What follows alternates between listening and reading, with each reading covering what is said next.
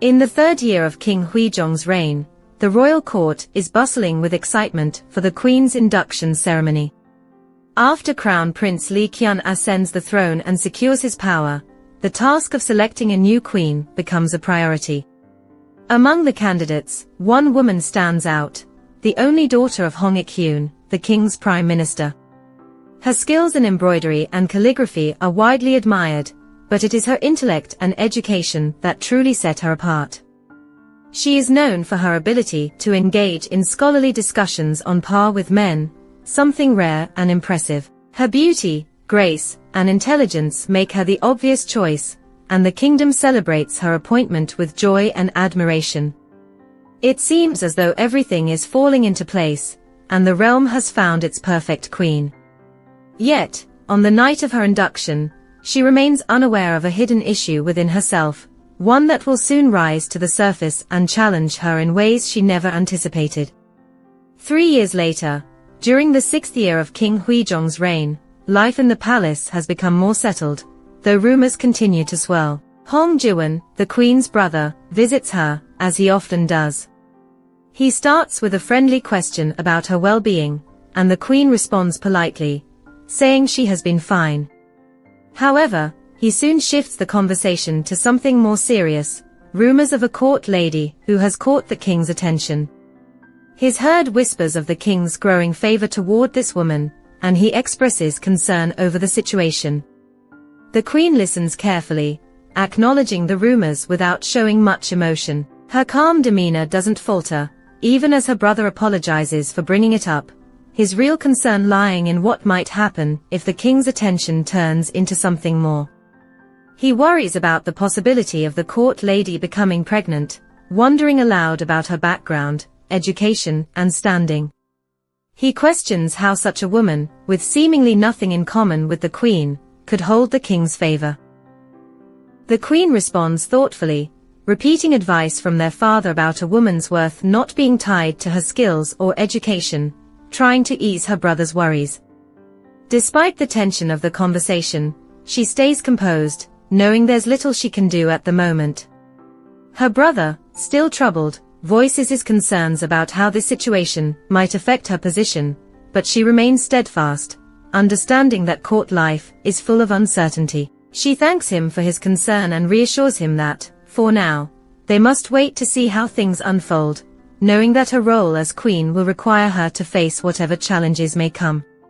He hands her a book, his face serious as he tells her to read it slowly and study it carefully.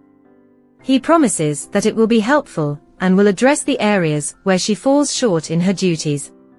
He explains that it will help her fill the gaps that might be keeping her from meeting the king's expectations. He adds that if she has any questions, she should ask the women around her for guidance, as they would know what to do. In the palace, all the women belong to the king, and because of that, they are never touched by any other man for their entire lives. Only the women whom the king chooses are allowed to receive his favor, and no one else can come near them in that way.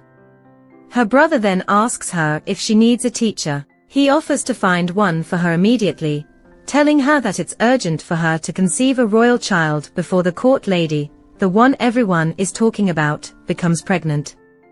He insists that he's only trying to help, reminding her of something she once said, that she couldn't do it. He says their father is losing patience, and she must act before he decides to take matters into his own hands. She needs to do this while she still has the time, and her brother believes it's what's best for everyone involved.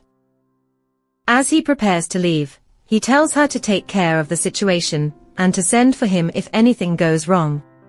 She listens to him, but when he's finished, she responds calmly, saying that while she can study the pictures in the book and follow his advice, she has no real control over whether or not she will have a child. Seo-kyung sighs, frustrated, saying it's becoming serious. Every time, she's scared and it hurts. She's never completed her duty to the king properly, not once. He notices her mumbling and asks what she's saying when he's right next to her. She tells him she's trying to study, and asks him not to touch her like that. Curious, he asks what she's studying. She replies it's for the king's sake, clearly annoyed that he doesn't appreciate her loyalty.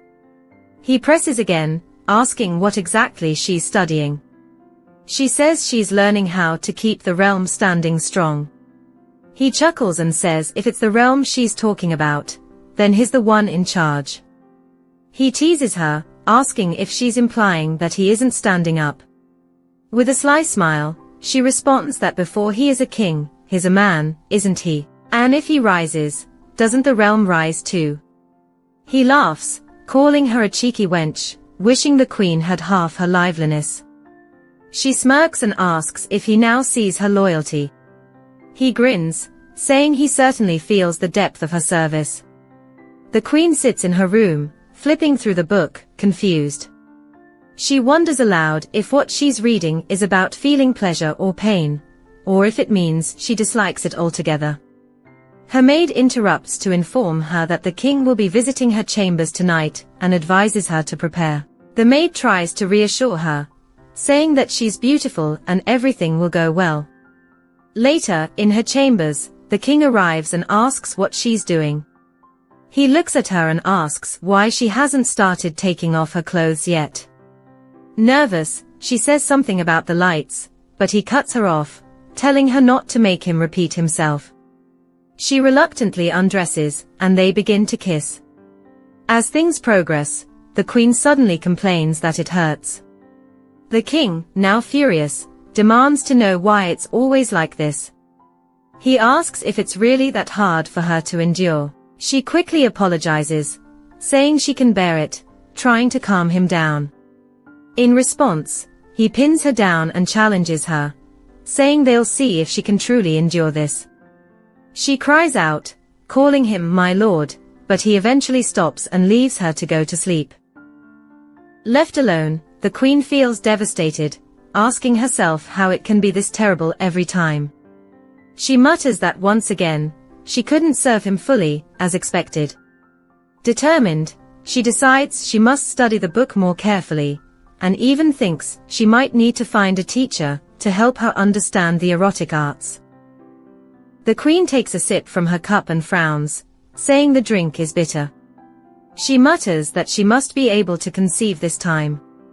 The maid beside her offers something else and tells her to wash away the bitterness with it. The queen thanks her. Then, noticing another maid's gloomy expression, the queen asks what's wrong. She tells the maid it's all right, and that she should speak freely. The maid hesitates, but finally explains that there's a maid at court she's known since they both entered the palace. Her name is Park Seo-kyung. Another woman in the room interrupts angrily, scolding the maid for speaking nonsense and disturbing the queen's peace. The queen calmly reminds them that she asked for the truth, and again asks what has happened to the maid's friend. The maid explains that Seo-kyung called her barren, and when she tried to correct her, Seo-kyung became violent. She adds that Seo-kyung is even more savage than the queen had heard. She wonders aloud why the king would choose such a woman. The queen sighs, saying that this is all due to her own shortcomings. She mentions a maid who recently left her service to care for her sick parents, and how that position is now open. Someone suggests that Seo-kyung may take the position, but the queen quickly dismisses the idea, saying no matter how wild Seo-kyung may be, she wouldn't be able to easily provoke a maid in the queen's palace. The maid tells the queen that she has her eternal gratitude, and the queen nods, appreciating her support. She realizes she needs to send a letter to her brother right away. She decides to prepare the materials for the letter immediately, because she knows she can't afford to delay any longer.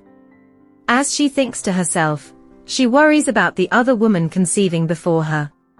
The queen believes that could cause serious trouble, maybe even bloodshed, which scares her.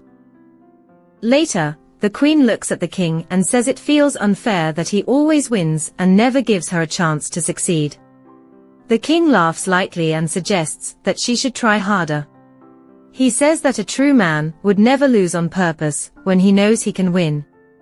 The queen frowns, feeling frustrated. She tells him that she has nothing more to take off, calling him too cruel. The king, with a teasing smile, asks her what she means when she says she has nothing left. He points out that she is still wearing her clothes. He jokes that if she loses one more time, she will end up stark naked, which makes her blush. Meanwhile, Jiwon is making his way to his friend's house. He knows he often gets confused and takes the wrong turns, but he finally reaches his friend's place.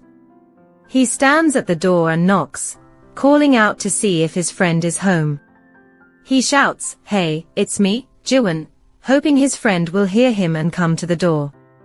When Jiwon arrives at his friend's house, his friend jokingly complains that Jiwon has dragged his heavy feet all the way there. He wonders what he would have done if Jiwon wasn't at home. Jiwon admits that he does know his footsteps sound heavy, but he explains that each step he takes is made with sincerity. He then tells his friend that he needs to talk about his erotic art book, saying that there isn't anyone in the capital who hasn't seen it. He adds that with his friend's skill, that's to be expected. His friend observes that judging by how Jiwon's lips are flapping, he has come to ask him for something unpleasant. Jiwon thinks to himself that his friend must be really quick to catch on. His friend insists that he knows whatever it is has to do with art. Jiwon decides there's no point in beating around the bush anymore. He explains that he needs his friend to become his sister's tutor. The next day, the queen asks her maid if she has heard anything from the other maid. The maid replies that she hasn't heard anything yet, but since she often serves His Majesty, there's always a chance she might find out something soon. As the queen studies the book, she sighs and says that no matter how many times she looks at it, it only appears to her like a boiled chicken. She wonders what she should do about it. She thinks that if she does it well, it won't hurt, but instead, it will give her pleasure. However, she worries that trying to take something large and heavy into a small, tight space will obviously hurt. She asks herself how it looks on the inside, and if it is deep enough to accommodate His Majesty's entire manhood. For a moment, she feels as if he has touched her in a certain way. Suddenly, the maid calls out to her, saying there's an urgent visitor waiting. The queen replies that they may have to wait a moment while she gathers her thoughts. The man steps into the room and greets the queen with a warm smile. He says he is here because he wants to help his dear friend, who he considers like a brother. He apologizes for interrupting her busy day, and suggests that they should find a different way to meet in the future. The queen looks at him, curious about what he means. He lifts the curtain a little so she can see his face clearly and explains that he is here to teach her something important. The queen raises an eyebrow, and asks what he is talking about. He tells her that this lesson is not just about the distance between a man and a woman, but about how close they can actually be to each other. He smiles, hinting that this will be an interesting and unique experience for her. The queen thinks to herself that she expected someone more carefree since he creates erotic paintings, but instead, he seems just as particular as her brother or even the king. He notices her staring and asks if she sees something on his face. She reminds him that there are strict rules, and he needs to lower the curtains. He agrees to do what she wishes and asks if they should start now. He says they will begin with the principles of yin and yang, but the queen suggests starting somewhere else. She shows him a picture to discuss, but he insists that he, as the teacher, will decide what they learn first. The queen responds that she has heard it's wise to prepare in advance. She acknowledges his enthusiasm, but reminds him that this isn't the place for rushing things. He replies that a man looking for a needle at the bottom of a well would need to be more patient. The queen argues that he can say whatever he wants about her, but he should teach her the lesson first. She admits that it's a bit uncomfortable to ask this of him, but she still does. She explains that this is the position the king wants, and he replies that it is unreasonable to expect a woman who hasn't even mastered the basics of intimacy to take on such a role. He says that a man who demands that shows no consideration for her at all. The queen says she needs to learn no matter what. There's really no other choice for her. She thinks to herself that all she has felt is pain. She had hoped it would get better like everyone told her, and she thought she would start to enjoy it. But it still hurts the same, no matter how many times it happens. All the king does is scold her and tell her that she lies there like a plank of wood. She wonders what she can do to make sure His Majesty enjoys it. The teacher tells her that he understands her struggle. He explains that he is not a gentle teacher, and that she will need to work hard to keep up. She promises that she will work hard so she won't fall behind. He tells her to look at the woman's back in the book. She lowers her back like a cat and raises her behind to show her hidden areas. A man can't help but be attracted when he sees something he usually can't. By revealing this secret spot, it will be hard for him to resist. When a man can no longer hold back and approaches her, all she needs to do is welcome him. In his mind, the teacher thinks that she shows the manner of a model student, but he feels there is no need to write down the part about the cat. He wonders if she is sillier than he expected, or if she is just adorable. He asks her if she understands what he means by welcoming him, and she replies, "Greet him in welcome." He tells her that this is indeed the most important part. He reminds her that to rise to the position of the Prime Minister's daughter, she has worked very hard, so she needs to keep that in mind. The teacher asks if he should ensure she has everything she needs. He thinks to himself that with all her qualities, it's surprising she is treated this way based only on her performance in bed.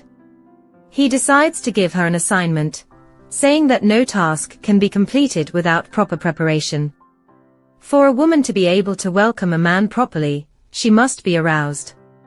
He explains that a woman's intimate area is like a flower, with a bud on top. This bud must be touched gently first. After that, he says they can move on to the larger petals, reaching for the smaller ones.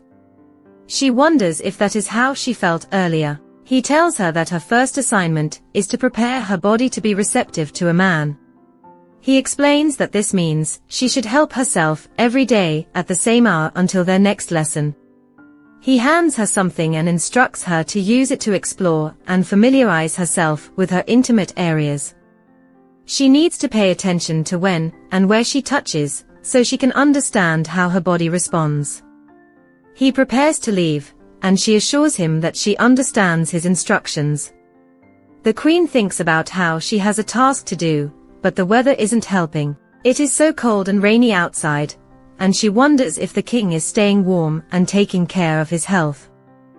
Meanwhile, the king says he thought the rain would stop for a little while, but it doesn't seem like it's going to let up anytime soon. One of his guards tells him that it will take a while for the rain to ease up. The king says he has been worried about not getting enough rain, so he should be thankful for this downpour. He thinks his subjects must be relieved as well. The queen talks to herself, realizing she misunderstood the king, because she is scared of the bedchamber. She thinks this is the king's true self, wise and noble. Just as she is about to call for him, she notices another girl nearby. The girl says, "Your Majesty, you are all wet." The king replies, "Am I as wet as you?" The queen thinks to herself that this girl must be the maid everyone talks about, the one who has caught the king's attention. The girl tells the king that she always seems to show him her wet appearance. The king agrees, saying now that she mentions it, he has seen her wet many times before. The girl mentions that since the king often makes her feel a certain way, she thinks that's the only way he notices her. The king replies that he doesn't remember making her feel that way today, but he can see she already is. She adds that he hasn't seen her lower body yet. He smiles and suggests they see if she's telling the truth.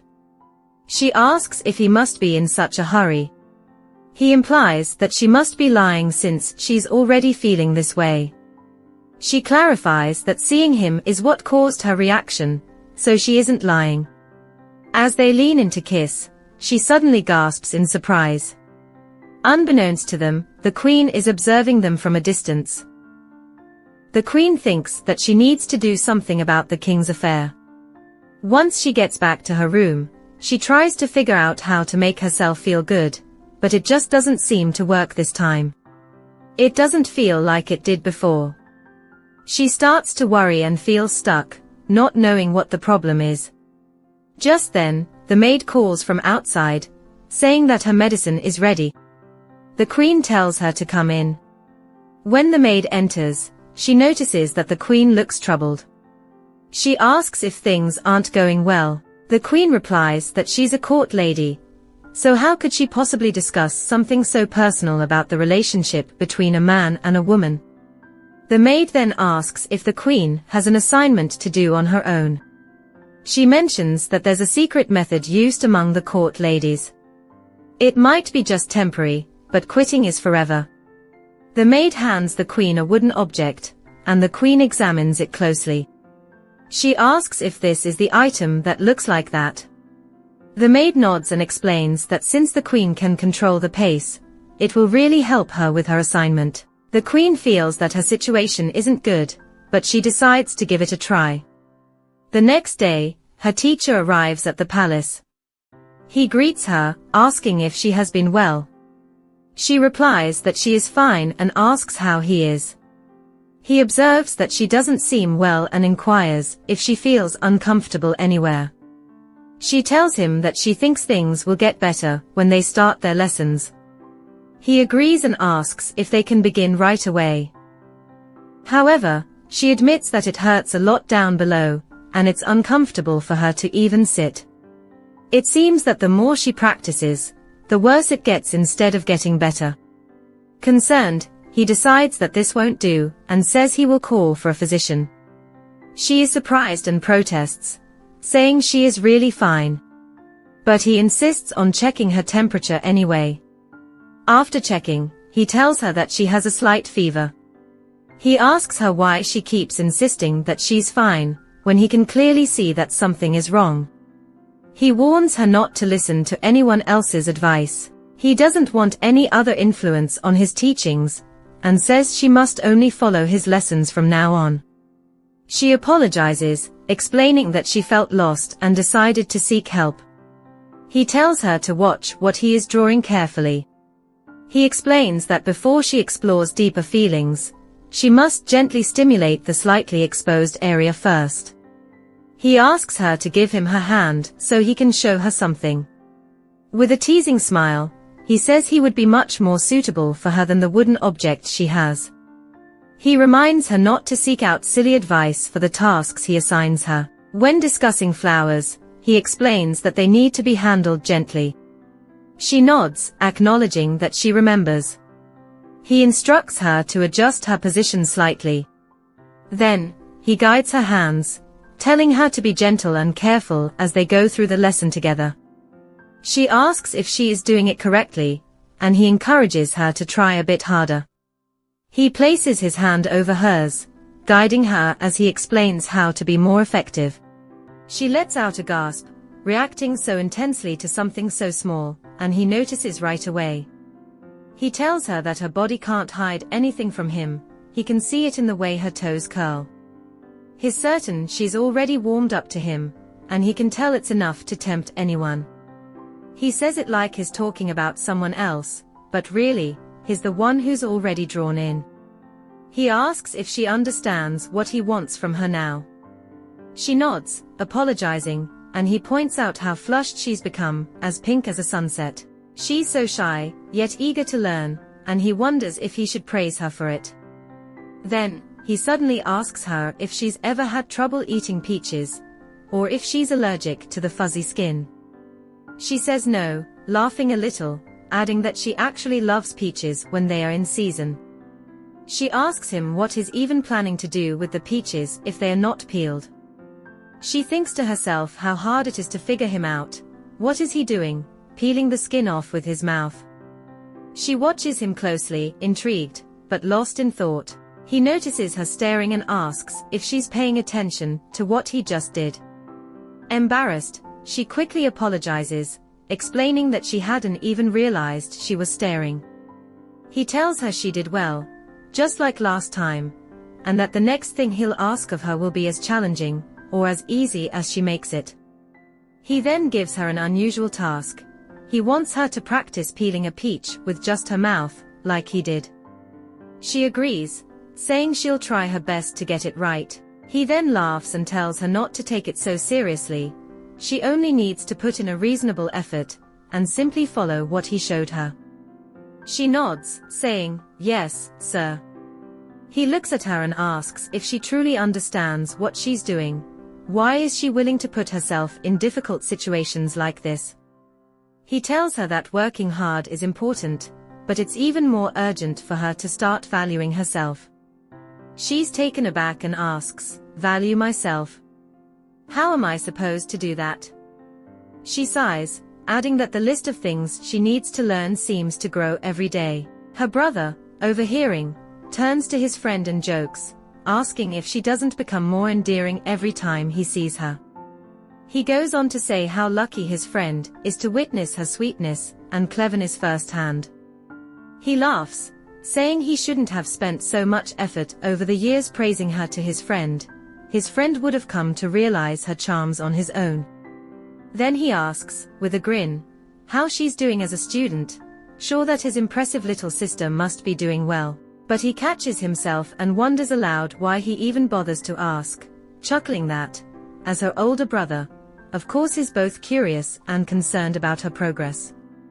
After all, she lives in the palace now, and it's not as if he can drop by to see her whenever he wants, especially with how strict her lessons have become. Then he turns to his friend, almost teasing, and asks if he really wants to know how she's doing. He wonders why his friend didn't just admit he wasn't interested, instead of ruining a perfectly good conversation. His friend just responds, saying that was his answer, and remarks that the journey she's on is a long one. There's still 9,000 miles ahead, figuratively speaking. Her brother, a bit offended, says, "What? How dare you talk about my sister like she's slow? I can't just sit back and let that slide." His friend chuckles, saying she's quite different from her brother. While her brother is so fiery, she often just looks lost and hesitant. Maybe it would be better if she had more of her brother's spirit, he adds. Her brother scoffs, saying maybe it's the teacher who's the problem. If his friend can't teach her well, then whose fault is that?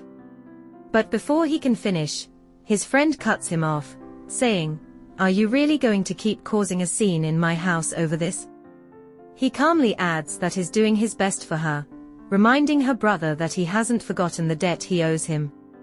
Her brother sighs, saying he didn't ask out of obligation. His friend reassures him that he only meant she has a long road ahead of her, not that there isn't a road at all.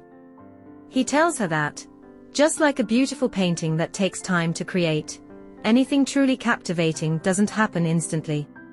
He adds that she has a natural charm that will capture anyone's attention, and those who try to resist her will eventually be drawn to her. Even a king wouldn't be able to ignore her. She's focused on peeling the peach with her tongue, trying to do it the way he showed her. "It's working," she says, sounding both pleased and a little surprised. She almost manages it, but admits it's harder than she thought. At least the taste is pleasant, which makes it easier to keep trying. Just then, she hears a sound outside that announces the arrival of the king. She pauses, wondering what he could be doing here at this hour. The king comments on how hot the weather is and asks how she's been feeling lately. She replies that she's well and thanks him for his concern. Then, nervously, she asks if she's done something wrong since he's never come to see her like this before, unannounced. She's anxious just sitting with him, unsure what to expect. But he doesn't seem upset. Instead, he tells her he's come to ask her for a favor. Surprised, she wonders aloud what kind of favor the king could possibly need from her. He reassures her, saying it's nothing grand or unreasonable. As he looks at her, he notices tiny drops of peach juice on her face and asks if she enjoys peaches, adding that he's never seen her looking anything but perfectly composed. He mentions there's a bit of peach skin on her face and can't help but wonder if she's been licking it off with her tongue. Embarrassed, she apologizes for her less than perfect appearance. The king chuckles and tells her not to worry, he'll pretend he never saw it. He jokes that it must be a rare sight, as she's usually so serious and put together. Then, he brings up a palace maid named Seo-kyung from the Park family, explaining that he's actually come to talk about her. Curious but cautious, she asks why he's bringing up this maid. The king reminds her that it's her responsibility, as queen, to grant Seo-kyung the rank of senior lady, so he wouldn't have to intervene. She responds, explaining that there are priorities she must consider as queen. While the people struggle with so little, it feels strange to focus on promoting a maid. She suspects Seo-kyung hopes for more than just the title of senior lady, and hints that this must be very important if the king has come personally on her behalf. She says she just needs him to clarify what exactly he wants her to do. She admits she doesn't fully understand how far his thoughts go regarding this, but she's willing to agree, knowing that she doesn't really have the right to deny his request. Since it's likely to happen anyway, she'll accept it gracefully. Then, almost as if testing his reaction, she asks if he'd be satisfied if she granted this maid the rank of concubine. He laughs, saying even she must know that he wouldn't take such a suggestion seriously. She points out that they've been together for years, yet she still doesn't always know what he's thinking. She insists that she wasn't joking and asks if she sounded like she was. The king, still amused, tells her that it would be ridiculous to give such a position to a simple maid just because she's brought him a bit of happiness. The king and the man assisting the maid girl come face to face. The king signals for him to lift his head and reveal himself. Meanwhile, the doctor enters the queen's chambers and greets her. She, flustered, wasn't expecting him so soon. He mentions crossing paths with the king outside, and she starts to worry, admitting she thought she heard something. The doctor jokes about running into bandits, but he quickly brushes it off, saying it was just a joke. Then he inquires about her assignment. She realizes she forgot to send for the peaches, but he comments on the strong peach scent already filling the room, suggesting she put in some effort. He notices her lips look a bit swollen, hinting at her anxiety. As she nervously cleans her brow, he reassures her, recognizing her sincerity, and offers her reward for her hard work. She's surprised, not expecting any acknowledgement. Later, on a windy day, the main girl stands alone under a red structure, deep in thought. The queen mentions that as he walked, it felt like he already knew the way, moving straight toward the pavilion without hesitation. The doctor, curious, asks what she means. She explains that it made him seem like someone who had lived here for a long time. In a flashback, we see the young king, hand in hand with his mother, who wears a red kimono. The young king reflects on how this place always brings peace to his mind, no matter when he visits. In the present, the doctor tells the queen he was probably drawn to this spot by its calming atmosphere, feeling its peace even from afar. He continues working with his brush on paper, then hands it to her, calling it her reward. He encourages her to draw whatever she wants and to let go of any unkind words or criticisms she has faced. The doctor then thinks to himself that he must have overheard the king speaking loudly, and that the king's words were full of frustration. He reflects on how he often feels drawn back to the same things, over and over, despite all the eyes always watching him, pressuring him to hide his true self. The moments he conceals who he really is just keep piling up, and he worries he's beginning to forget who he is deep down. But at least, in this role, he's certain of one thing: he's her teacher. The queen takes the brush from him and starts painting. After a while, she finishes and hands it to him. He studies her work, then jokes that they should switch roles as teacher and student immediately, since her talent is clear. She smiles, pleased, and says it's comforting to know her teacher recognizes her skill. The queen thanks the doctor wholeheartedly for his thoughtful reward, and he looks at her in surprise. Hidden nearby, Seo watches, feeling bitter, and quickly slips away. Soon after, Seo appears in a green kimono with a flower pin in her hair, catching the attention of nearby servants who whisper that she's wearing a hairpiece even the queen wouldn't dare to wear. They gossip about her ambition, saying she acts like she's aiming for the position of royal consort rather than just a senior lady, but they quickly warn each other to be careful. Seo's temper is known to be vicious. Seo, hearing them, scowls and vows to remember their faces. She thinks about how none of these fools even know the king, but one day she'll make them regret their words. She's determined to reach the top, no matter what it takes. The queen, exhausted, sits on a makeshift throne, while a lady-in-waiting gently warns her that handling so many duties could affect her health. The queen, wiping sweat from her brow, insists it's her responsibility, and is relieved that this particular task is finally over. Just then, a servant enters to announce that Lady Eunuch Jung has arrived. Lady Jung gives the servant a harsh glare as they briefly exchange words, then tells the queen that the king will visit her chambers tonight. She explains that this visit is meant to uphold the queen's status in the palace and to show appreciation for her loyalty, though she adds that his presence will be purely for appearances. So the queen need not worry. Though he doesn't need her tonight, she decides she won't waste this chance. She clenches her hands in her lap, gathering her courage and determination.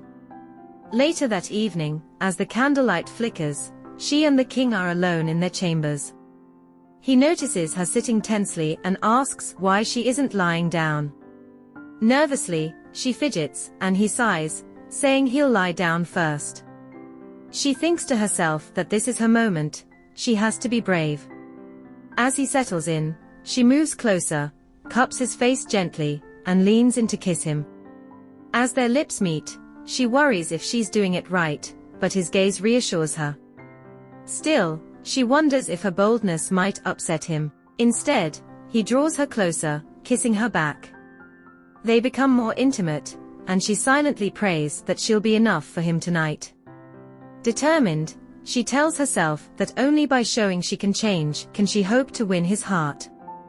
When they finish, she realizes he didn't turn his back to her.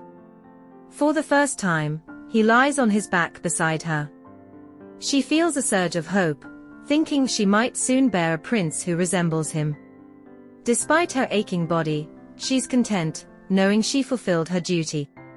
Smiling to herself, she looks up, feeling a quiet happiness. Seo speaks out angrily upon learning that the king is with the queen. Her companion explains that it's only for appearances, and that he likely went to maintain the queen's dignity. Privately, the woman thinks about how short-tempered Seo really is. Wanting to be more than a senior lady, Seo is clearly furious, biting her finger and muttering about how he should be with her on such an important day to raise her status. Frustrated, she demands if her companion mentioned seeing the queen with a strange man in the pavilion, being entertained in private. The companion, confused, hesitates, but Seo insists, claiming she saw them staring at each other suspiciously. To herself, Seo seethes over the queen's modest facade while she's with another man in broad daylight, then turning around to act innocent with the king. Seo throws a bag of coins at the woman, who stares, shocked at the amount. Seo dismisses her, ordering her to take it and leave. Alone, Seo opens a drawer and retrieves a carved wooden object. She refuses to lose the king's favor to a woman she sees as stiff and uninteresting. This object is something she specially commissioned to match the king's own tastes, lifelike and meant to attract his interest. She rationalizes that every man has different preferences, and that the king simply needs variety. In her mind, the only reason he seeks another woman is from boredom with what he already has. She inspects the small bottle of a potent, banned substance she acquired, a concoction known to drive men wild with desire. To her, it's worth the risk. She's not about to lose him before she has a chance to conceive a prince. Following meaningless laws won't help her, only action will. Seo decides she'll keep things exciting by showing him new positions, something unfamiliar, so he doesn't tire of her. She plans to nibble away at his defenses, bit by bit, trapping him until he's completely captivated. In her mind, even if he's the king, he's still a man, and she's confident she can make him hers. Heavy rains pour down, flooding the land like never before and leaving devastation everywhere. Many villagers cling to their rooftops, trying to stay above water, while some are swept away by the strong currents, with others desperately trying to rescue them. Homes are destroyed, and many lives are lost in the rushing waters. Those who survive soon realize their crops are ruined. Farmers fall to their knees, heartbroken as they see their fields withered and dead, while children cry, knowing hunger is coming. With food shortages spreading, people turn to crime just to survive, and gangs of bandits begin to overrun the provinces. In the morning sunlight, the queen of the land stands in the palace, worried. She says it's a disaster, with more people starving each day, and bandit activity increasing. Lady Eom, at her side, says the damage makes sense given how severe the floods have been. The queen decides to sell some of her possessions to set up a hunger relief center near the medical center.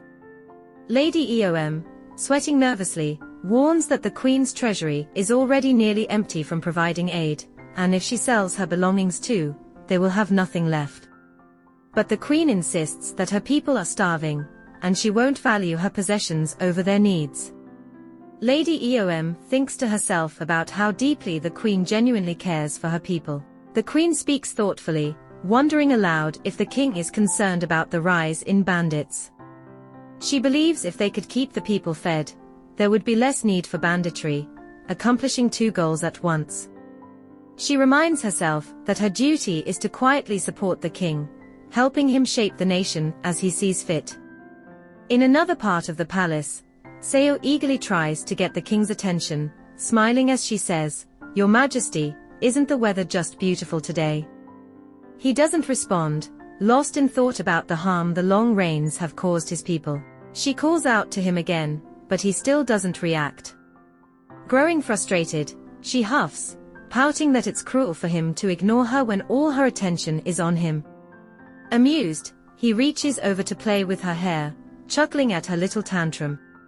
She blushes, then teases, asking if he'll grant a request from this cute little tantrum thrower. The king apologizes, saying he was preoccupied and didn't quite catch what she was asking for. Curious, he asks what it is she wants so badly. Seo beams and says that since the rains have stopped, she'd love to go on a pleasure barge. He raises an eyebrow, thinking about the recent floods and the bandits causing trouble. But Seo, undeterred, clasps her hands, putting on an adorable pleading expression, and complains that since becoming a senior lady, there's been no real celebration for her, making her feel so embarrassed and disappointed. He smirks, saying he understands and admits he might have been careless. He tells her they can plan a small celebration. Just then, the queen steps in, cutting him off politely but firmly. She says a pleasure barge isn't appropriate given the current situation, reminding him that their people are struggling due to the floods. The maidens behind her bow respectfully, showing their support for the queen's words. Seo grits her teeth in frustration, frowning as she thinks, what does the queen think she's doing? HMPH, she's only the queen.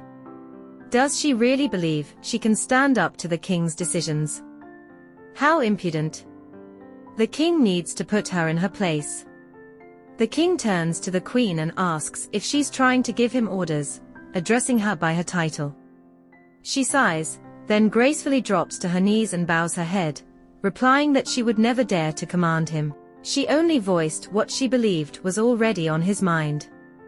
He is, after all, the father of their nation, and his people are suffering from the flood's destruction. She suggests that instead of a pleasure barge, a more modest banquet would be suitable. Seo seethes internally, thinking, a banquet? She can't expect me to be satisfied with that.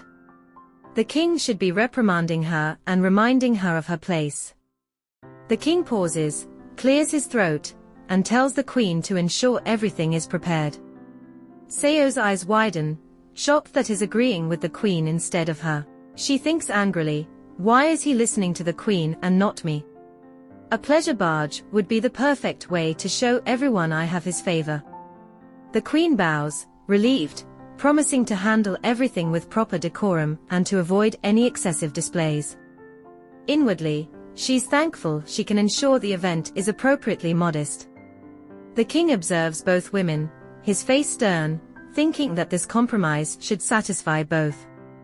He tells the queen she may proceed, nodding in approval. The queen bows again, and thanks the king for his decision. Lady Eom quietly thinks to herself that this is becoming a problem. The queen, despite her efforts, could still be a threat to the stability of the nation. Meanwhile, Seo is fuming with anger. Later that evening, she approaches the king, clearly upset. She complains bitterly, asking how he could do this to her. The king calmly explains that he made sure everything would be well prepared, despite her tantrum. His teeth grind in frustration as she continues to sob, insisting that she wanted to go on a pleasure barge, not a banquet. He sighs, clearly tired of her complaining, and tells her that the matter is already decided. There's no need to talk about it any further. He looks away, glancing at a house in the palace grounds, thinking how tiresome it's becoming to comfort her constant whining.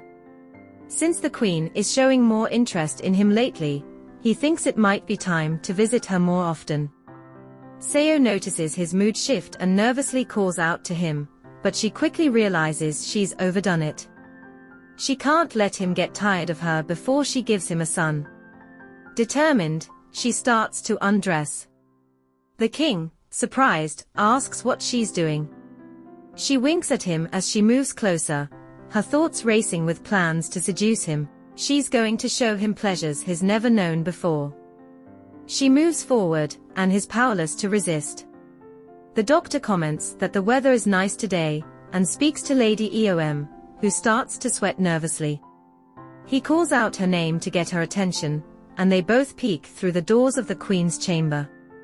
The doctor asks if the queen is inside. Lady Eom tells him that the queen is busy preparing for the banquet. The doctor looks confused and asks, "A banquet at a time like this? Has a foreign envoy arrived?" Lady Eom, still nervous, just answers with a simple "well," and breaks a sweat. Inside the room, the queen is focused on her work when she notices the doctor. He sees her and quickly says that it looks like she has caught him. He bows and remarks that she seems busy, and that he heard she's preparing a banquet. The queen laughs awkwardly and agrees, saying that's what's happening.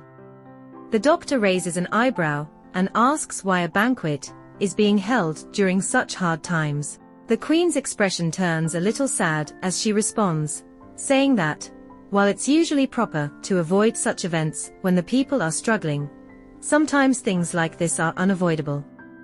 She explains that the funds from the banquet can be used to help the people, which will make them feel less resentful of the event. In fact, they might even see it as a blessing. The doctor thinks to himself that he had thought she was only soft-hearted and naive, but now he sees she's actually quite clever. Despite being young and only having been queen for 3 years, she seems to have learned a lot about ruling in a short time. Then the doctor asks her directly, saying that a position like hers must require thinking about these kinds of things, doesn't it? The queen says she is almost finished with her work and they can start their lessons soon, but the doctor interrupts, asking who the banquet is for. She sighs and admits that she hasn't told him yet. The queen explains there's a small issue, and then tells the doctor the whole story. After some time, he says that's why a banquet in her honor has been planned. The doctor thinks to himself that the king suggested an orchestra to cheer up the people who are starving, which he finds completely ridiculous. Then the queen says she shouldn't have said anything. The doctor shakes his head, telling her not to worry. He says it was him who asked first, so she shouldn't be concerned. She says it will be fine as long as she does her part well. If she prepares everything carefully and conducts the event properly, it won't reflect badly on the throne. The doctor then asks if the king plans to let her handle everything herself. He says the ignorant subjects will just praise the king for his generosity, and he will reward her, calling her wise for her efforts. The doctor rests his chin on his hand as he watches her and continues, saying that all her work will go unnoticed, and instead, She should throw a lavish feast, just like she was told to, so the people can resent the king and his woman. The queen replies that she doesn't do this to gain praise. She's doing it because she knows it's her duty and responsibility. The doctor then asks why she insists on doing something that could put her at risk.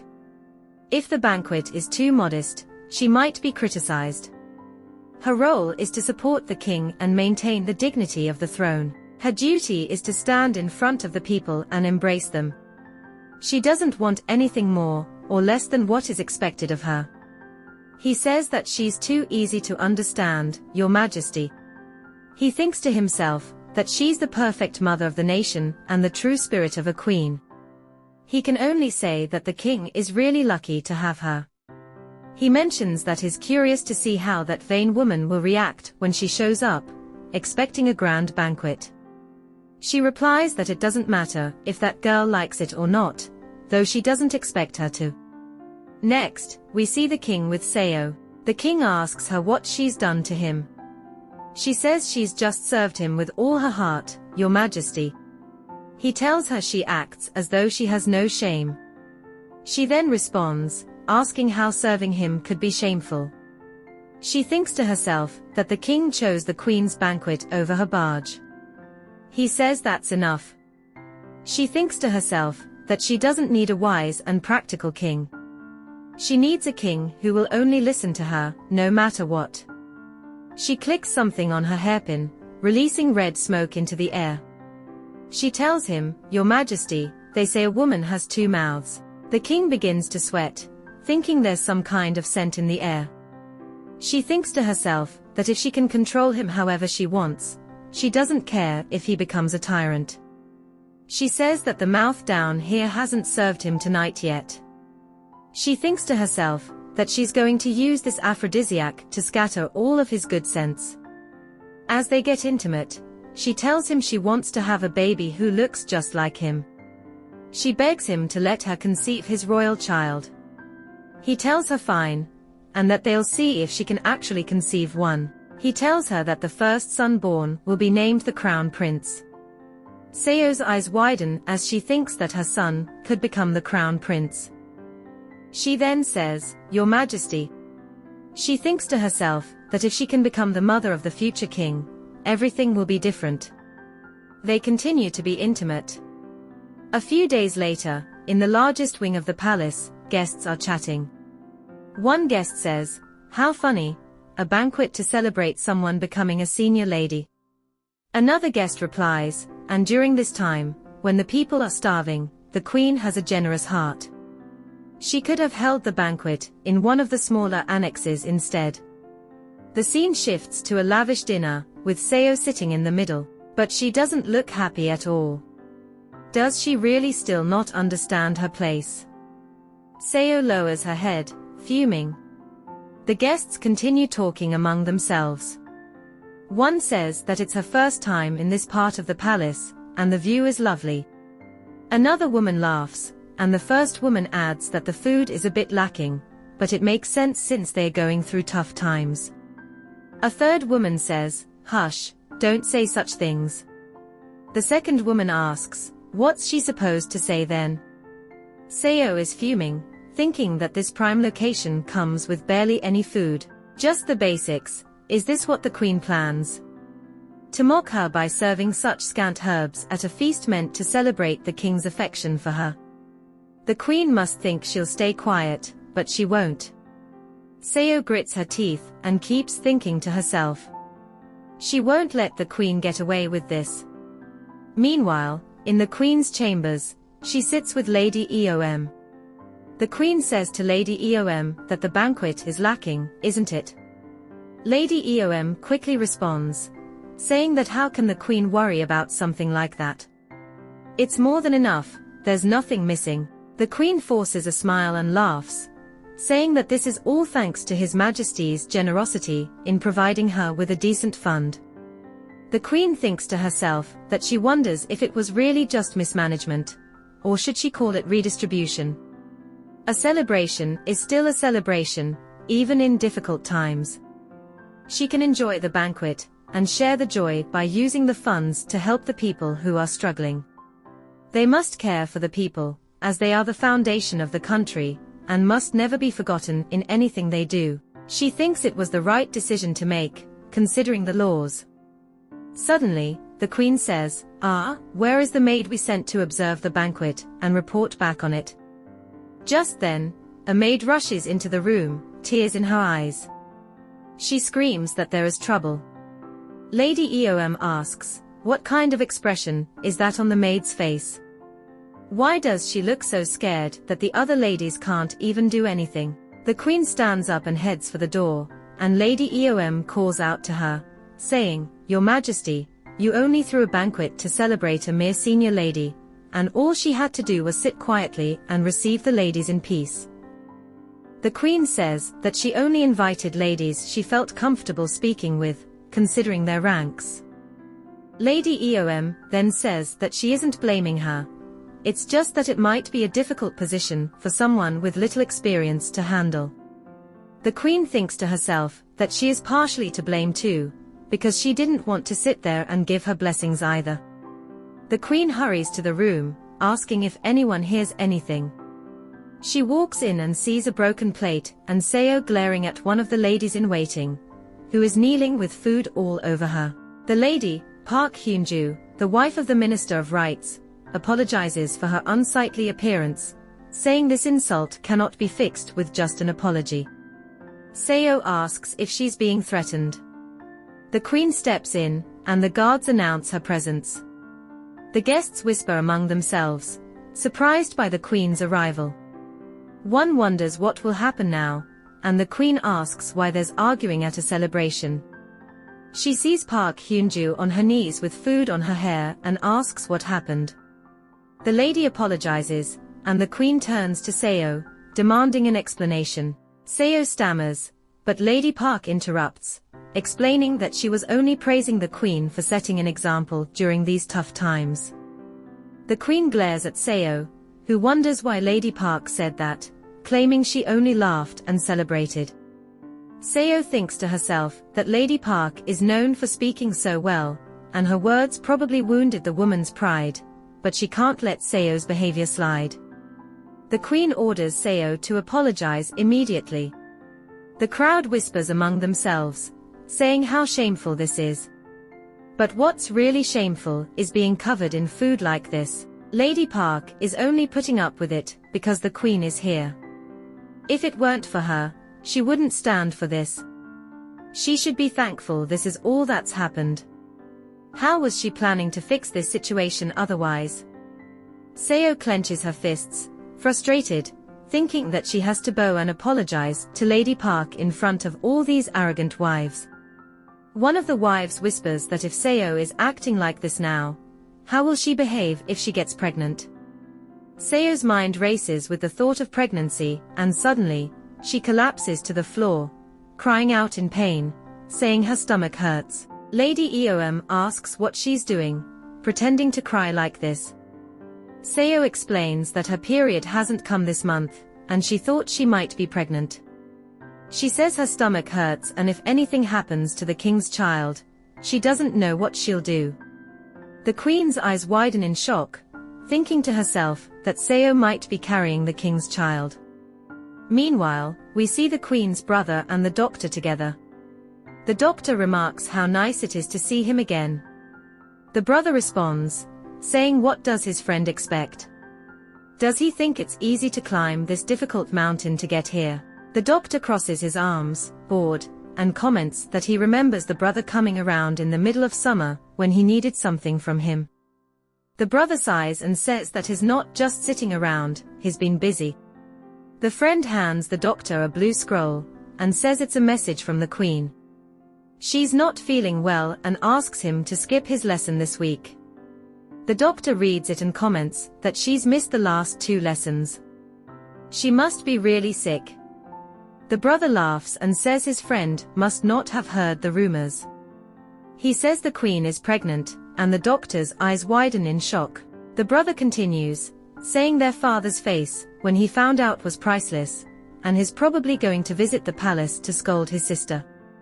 He can only imagine how upset she is.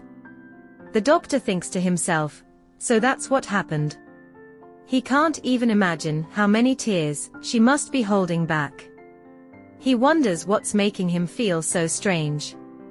Seo's companion looks around the room in amazement, saying there's so much stuff. It's worth a lot. Seo could buy a house in the middle of the city twice over with all this. Seo sits on a cushion with her arms crossed and frowns, thinking that maybe it's true. She realizes that it's been 10 days, and the gifts just keep coming. Then someone from the royal palace enters and checks Seo's pulse. He says it might be too early to check, but if her period has stopped and she's feeling sick in the morning, those are clear signs she's pregnant. Since she's been so close to the king, they'll just have to wait and see. Seo sits nervously on the king's lap, thinking to herself that she made all of it up in the heat of the moment out of anger. Seo is in a panic about what to do now. Luckily, her period has started, so she won't have to worry about being pregnant after all. Her friend asks her what she'll do if she isn't actually pregnant. Seo looks at her, confused, and asks what she means. The friend laughs nervously and says that if Seo only thought she was pregnant, it could be a huge problem if she gets caught. Seo gets upset and demands to know if her friend is saying she lied. Before she can argue more, the king walks in and looks at the women, sensing something's wrong. Later, Seo and the king are together, and he expresses concern that she hasn't been eating much.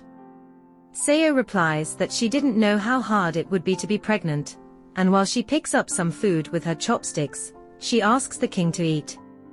The king smiles and tells her she should be the one eating, not him.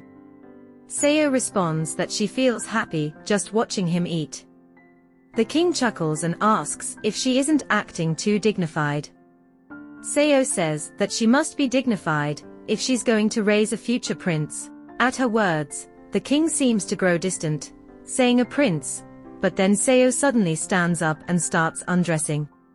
The king asks what she's doing, and Seo says she wants to serve him right now. As they get intimate, the king pauses and reminds her that she is with child, and the law says a pregnant woman can't receive anything from a man. Seo thinks to herself that she hates that law. She needs to get his seed, and since he's aroused right now, maybe it will happen. As the air fills with the scent of an aphrodisiac, Seo feels confident. She knows it will make him even more aroused, and she plans to climb onto him and make sure he releases inside her. The king glares at Seo, frustrated with her behavior, and forcefully pushes her away, telling her to stop. Seo looks at him and wonders why he's acting like this. She thinks to herself, no. The king tells her that now that she carries the royal bloodline, she must behave properly and not act so recklessly. Seo can't stop thinking that she needs to get his seed as soon as possible. If things keep going like this, she might never truly get pregnant.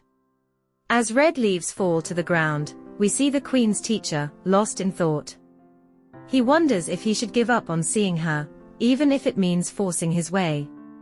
He had asked to visit her to offer his well wishes and received word that she's feeling better, and that their lessons will continue, which pleased him, but is not sure what exactly it is that is feeling. His attention is suddenly caught by a jewelry seller, who calls out to him, offering to show him beautiful jewels. She holds up a piece against a pillow, saying that there's nothing like a beautiful gem to show his feelings. The teacher thinks to himself, his feelings. He knows that the queen isn't one for fancy decorations. Any adornment she wears would lose its charm next to her strength and the grace of her manners. He wants to give her something she truly needs, something she lacks. As he bends down, he spots a dead white cat. He picks it up and decides that he will take it. The teacher thinks to himself how strange it is, feeling something he can't quite understand. The next day, the queen and her teacher are together. She thanks him for his concern, playing with the cat. She says that she's afraid she's caused him unnecessary worry. He responds that the weather has grown cold, and he only brought her something necessary. Then, he notices that she's become thinner and comments on it. The queen looks down sadly and admits that she still feels like her understanding is lacking. She says that she should only be happy that a child of the king's bloodline has been conceived, and she feels ashamed of herself.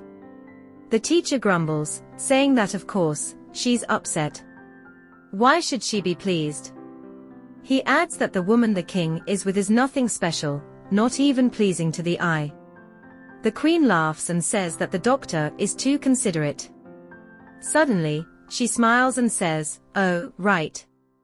I haven't properly thanked you yet. I've been so busy with preparations for the banquet that I only just finished serving His Majesty." The doctor, surprised by her words, stops drinking his tea and looks at her. He places the cup back on its saucer and says, "Well done." But then, he starts thinking to himself, what's happening? I should be praising her for a job well done, but why am I struggling to find the right words? Why does that shy smile make me feel so strange? He wonders what this feeling means. All he knows is that he needs to stop it immediately. The queen calls out to him, pulling him out of his thoughts. He shakes himself back to focus and reminds himself that he promised to keep his walls up, and that's how he has lived up until now. In a flashback, we see the king standing among his subjects, saying that this is their chance for a counterattack. The men respond, "Yes, Your Majesty." They are talking about people who have bad intentions. The king tells them they must act quickly and take advantage of this moment, or they could face problems in the future. But these people have helped him a lot in the past. The king looks at the scroll in his hand, which has a list of names. This is the list they're referring to. He says that he was taught that it's wrong to swallow what is sweet and spit out what is bitter. He promises that he will become a fair and benevolent king for everyone. He acknowledges that he tried to take on too much without the ability to see it through. A man tells the king, "This too shall pass." The doctor thinks to himself that after that moment, he decided to step away from everything. He tells her congratulations, saying nothing can change now. She clenches her hands and responds, thanking him, but saying it was just one night, and not something grand. She looks away, thinking it was just luck that helped her get through it. The doctor asks if she's crying, and though she tries to hide it, she says no. He notices and smiles, commenting that the woman who always holds herself together is now crying in front of him in such an endearing way. She admits that she lied earlier, and that she's anxious and fearful. She wonders what will happen if the other woman has a prince. She believes if that happens, it will lead to bloodshed, and she's ashamed for thinking such things. She stares at the vase of broken flowers, asking if he's hurt in any way. He ignores her question, telling her the king's favor is everything to the other woman. She's startled, but she quickly thinks she would never let something like that happen again. This is her chance. She asks what he means by that, and he tells her he will help her. The law says the king can't embrace her while she's with child, and now he has no outlet for his desires. She must take that opportunity. He tells her that the hardest part, being with the king for the first time, is done. The next time will be easier. The doctor thinks he might regret this, but he advises her to learn from the king's lessons with her eyes and body, to make him hers and succeed. The doctor is letting his guard down for someone once again. But when he sees her tears, they feel heavier on his heart than his own promises. How could he not help her? He picks a white flower and places it gently on the back of her hand, then kisses it. She's surprised by his actions. He thinks to himself that he only wanted to stop her from crying, but he didn't expect to feel so moved. Meanwhile, the king calls for one of his servants and tells him that he wants to visit the queen's chambers more often. The servant is surprised and asks, "More nights?" The king confirms, saying that he plans to visit the queen more regularly. He explains that a child is weak and fragile, and they must be carefully protected until it is born healthy and strong. He's glad his bloodline will continue, and now they need to make sure everything is in place for the child's future. He believes the queen will be the perfect mother for the heir. The king believes that a prince born from her would be far better than any son from the other woman. And if the other woman gives birth to a useless girl, everything will return to square one. He then asks why the servant is standing there, and the servant hesitates, saying he's worried that more visits might harm the queen's health. The king laughs, amused by this. He thinks to himself that the queen has become quite interesting lately, or maybe she's simply learned how to act like a woman worthy of being embraced. In fact, he wonders if the queen is the one who is most eager to become pregnant. The king smiles, thinking to himself that she's always been sensible and never neglected her duties. The doctor tells her to carve it into her heart, to succeed in making him hers. He is letting down his walls once again, but her tears weigh on his heart more than his own promises. How can he not help her? The queen blushes, wondering what this feeling is that's taking over her. Is it because he is unattainable that she feels this way? The doctor thinks to himself that he cannot even tell whose heartbeat belongs to whom anymore. He now understands what he is feeling, but is not sure if he can stop it. He kisses her, with the flower still between his lips. His heart races so fast it scares him. He pulls back slightly from the kiss and tells her that her movements should be slow, drawing him in. He removes the flower and kisses her again. She pulls away from the kiss, blushing and coughing awkwardly. She says it's the wind. He tells her that this is how it should be, Your Majesty. If he cannot resist his feelings, then he must hide them. Meanwhile, a man and woman talk. The woman says she has no idea what's going on in her father's head. The man replies that their lady servant suddenly became a distant cousin, and then left to work as a maid in the palace. Now, they say she's become a senior lady and is pregnant with the king's child. She must have moved fast after entering the palace. The woman speaking is Mistress Choi, Seo-kyung's aide. She says she's exhausted from playing along with this act, but she's good at making things happen. The man, thinking about it, says how lucky their family would be if that baby really is a prince. They eat color biscuits as they talk. The woman then says she shouldn't have punished her as much as she did. Seo suddenly thinks about the possibility of holding a grudge and wonders what might happen if she tries to get back at her. She gasps, thinking about how her brother used to fool around with her, and worries he might end up in trouble because of this. The man seems confused and asks which brother she means. She's surprised by his lack of awareness and wonders how he can be so clueless, explaining that she had fooled around with both of them, so she's asking which one might get into trouble. She then calls the woman a wicked little wench for sneaking around with both her sons. The man starts thinking to himself, recalling that he used to believe his father also visited her room. If his mother didn't know that both of his brothers visited her, she probably didn't know about his father either. He decides not to say anything more. Meanwhile, in another part of the palace, Mr. Choi, Mistress Choi's husband, thinks to himself about the situation. Seo tells him that she knows he's faking his pregnancy, and she warns him not to pretend like he's going to blackmail her. She tells him to take whatever he has and keep his mouth shut. Mr. Choi, confused, asks if this is all she's giving him to keep such a huge secret. Seo replies that she's only been a senior lady for a few weeks, so she doesn't have anything else. Mr. Choi acknowledges this, but asks her why she's acting so high and mighty. She clenches her hands in anger and demands to know why he's withholding the most valuable thing she has. He tells her that she's acting naive and reminds her that she's never been innocent, not even once in her life. He tells her that this is how she made the king fall for her. She questions what makes a king so special. If a man fools around with the king's mistress, doesn't that make him a king too? She asks him if he's crazy, pointing out that they are in a dangerous place. He replies that he'll help her pretend she had a miscarriage. She's shocked by his words. He continues, saying he'll make it look like the queen was responsible for her losing the king's child. They become intimate, and he asks if they can see each other more often. He tells her that instead of always worrying about whether he will reveal her secret, she should remember who helped her get to where she is now. She thinks to herself that he believes it was him. He's just a man who lusted after her. She's the one who saw the king secretly, and didn't miss the chance to become a palace maid. She made her own opportunities. Afterward, as he gets dressed and turns away from her, he calls her a wicked girl, saying he would have been executed for treason.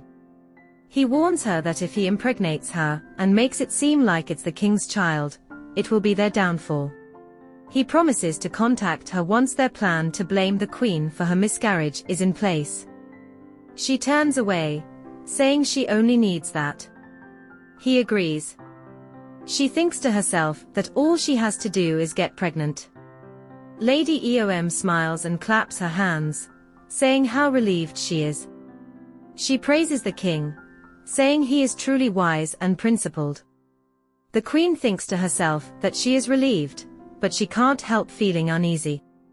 Their nights together have become less frequent, now only once a month, and suddenly the king wants to increase his visits to 3 times a week. She fidgets, wondering if she can keep up with serving him that many times. She worries about angering both the king and her father. She wonders what the king is really thinking as he sits on his throne. She thinks that if she's not fit for this position, she'll make sure someone more suitable takes her place. The queen's mind races as she tells herself this is her only golden opportunity, and that her dignity and family's honor are on the line. Lady Eom, noticing the queen looking pale, calls out to her, asking if she should fetch a physician. The queen tells her it's nothing, just a dizzy spell. Lady Eom expresses her concern, saying she was worried the queen had fallen ill. The queen realizes this is her chance to conceive an heir, and being bedridden would be disastrous. She remembers the difficult path she's taken to get here, thinking back to her childhood, when her father would punish her or scold her if she didn't meet his expectations. Lady Eom walks through the courtyard, deep in thought. She finds it strange that no matter how skilled the royal physician is, he still can't detect a pulse after weeks of trying. She wonders how long this should take. Despite everything, Seo shows every other sign of being pregnant. She coughs and refuses food, saying it's not because of a lack of persimmons, but that she simply can't stomach it. Lady Eom begins to worry. Could Seo really be lying about being with the king's child? It doesn't seem likely, but then again, Seo is capable of doing something like that. Lady Eom remembers how she had to serve Seo during lunch, and how her behavior raised some suspicions. When lunch ended, Lady Eom had to leave the room, and Seo watches her go, thinking to herself that this is exactly what she needs to do, make Lady Eom suspicious of her. Meanwhile, the queen is in the bath, a lady helping her with her hair. The lady asks if the temperature is to her liking, and the queen says it's perfect. The lady continues combing the queen's hair and smiles, saying that the queen's hair is so sleek and smooth, almost like the manhwa of a purebred stallion. The queen repeats this, surprised, thinking to herself that no one has ever said that about her before. The servant panics, realizing her mistake, and quickly apologizes, explaining she didn't mean to offend. The queen tunes her out, lost in her own thoughts, remembering how she first met the servant. The maid, the one who defended her in front of that woman and was punished for it, works in the stables. The queen recognizes her by the way she speaks. The maid calls for her attention, saying, "Your Majesty." The queen smiles and says she's been wanting to thank her for a long time. She mentions that she's heard the maid suffered for standing up to the woman who is now a senior lady. The maid is surprised, asking if the queen remembers. The queen nods and says yes, her actions were very comforting, but she warns the maid that if something like that happens again, she should let the words go in one ear and out the other. The queen can't always step in to help, and sometimes patience and holding back is the best way to protect herself. The women turn to leave, but then the queen asks, "What is it?" Her eyes widen, and she thinks that sometimes, being patient can make others impatient. The king suddenly appears, and they both greet him. The queen wonders when he arrived and why he is here at this hour. He says he came to speak with her, and she flinches at his words. She lowers her head and says she is at his command, "My lord." After a moment of silence, she realizes that he hasn't said anything and wonders why. Her eyes widen in surprise when she sees that he has undressed. He casually says that it's good timing because he wanted to bathe too, so why not talk in the tub? He joins her in the bath, and the water overflows, spilling onto the floor. This is strange and unexpected, much different from their usual encounters. She says that it's all happening so suddenly, but she knows she can't protest.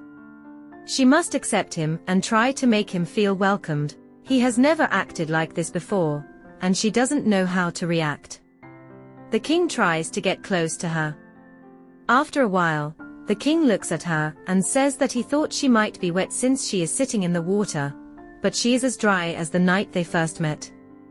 He calls her his queen and says that he wants a prince born according to tradition, perfect and without flaw. He mentions that since the new senior lady is pregnant, it has proven that he is capable of planting his seed, but a child is weak. Simply being born into this world is a challenge, and growing strong and healthy is an even greater one. He tells her that even though she may be pregnant, it will be the end for her if she cannot fulfill her duty. He reminds her not to forget her responsibilities as the queen. Now that he knows he can expect good results from her, he says he will see her again later tonight, at their scheduled meeting. If you're eager for the next chapter, drop a comment expressing your interest in a part 3. Don't forget to subscribe and ensure to hit the notification bell to stay updated. Until next time.